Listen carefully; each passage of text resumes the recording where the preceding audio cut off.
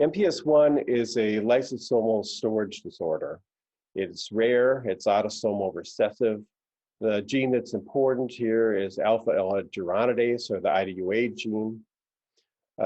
This gene breaks down glycosaminoglycans and the lysosome, and if gene activity is insufficient, the patients accumulate glycosaminoglycans in the lysosomes in cells throughout the body. There's essentially two subtypes in terms of clinical aspects. The first is Hurler syndrome, which is a more severe form and a more common form. The attenuated disorders have also been referred to as Scheie or Hurler-Scheie syndrome. Severe MPS I or Hurler is about 1 in 100,000 births, and attenuated MPS is more in the 1 to 500,000 frequency. It's important to understand that there are multiple organ systems that can be affected by this disease. A key one is the neurologic aspects or developmental delay. This is primarily an issue in Hurler syndrome, or the severe form. These patients cognitively lose ground early in life. They can also develop issues with hydrocephalus. Airways and pulmonary aspects of the disease can be significant as well.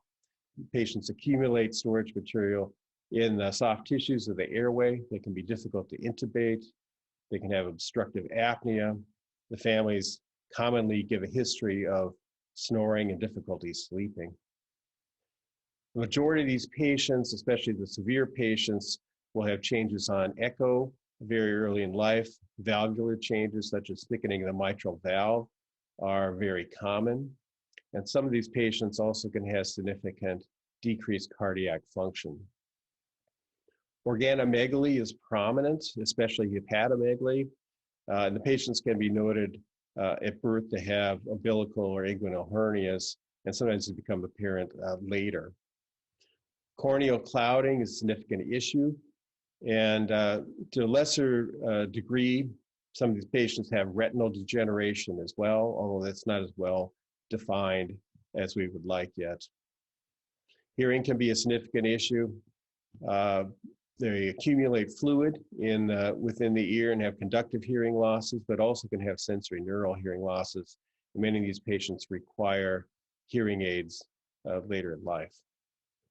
An important aspect of the disease is the effects on the skeletal system. So dysostosis multiplex is the terminology used for the many changes that we see throughout the skeletal system. Both bone and cartilage, as well as tendons, can be affected. Restriction in the range of motion can be apparent.